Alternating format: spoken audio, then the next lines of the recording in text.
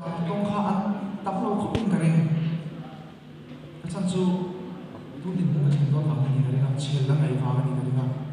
thiên là mình sửa cho nó sẽ cái gì áp nó sắp tới là cái sự chú thiên này cháu ai đúng cùng cái thuốc quy là nó làm chú nó không có sổ mà khai lên và thiên này sẽ để cái tỷ thế gì gì thì cả ha ha cái thuốc quy tốt vậy này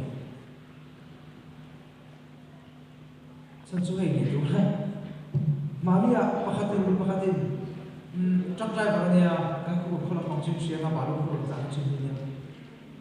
nông hi là về đúng cũng mà rồi lời khá mình tầm đây thì tôi là tiền chủ mà nếu có tôi cũng phân đảng sẽ chuẩn tiền cho mình đây nhưng mà sự quan trọng là ai biết nó có gì mà chứ mà nếu có phân đảng chủ ta làm cũng mà labor này ihan là cái tụi họ rồi cái ihan chán cái hậu đầu tiên đi xin hắn là gọi tiền mà mình làm pick up cái khăn này chán này sumo cái khăn thì tâm tôi số sáng đi sao tôi sẽ không cảm phong à tụi nhìn nó cái khen tí này đấy cho nên cái đó với tâm competition là cái tổ mà chúng họ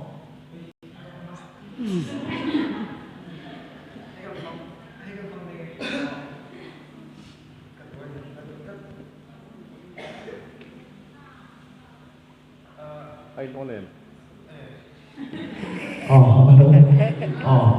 then chú này bữa thiên nó hôn là tiểu chú này cần rin tháp bao mình trôi sang này ama là chú mình thủ chú này hết tất cả mà em mà đầu gần thì lại trong cuộc hàng cái lâu tị trang chắc hàng ai thiên ta bộ cái mà đi suy luận cái mà đi suy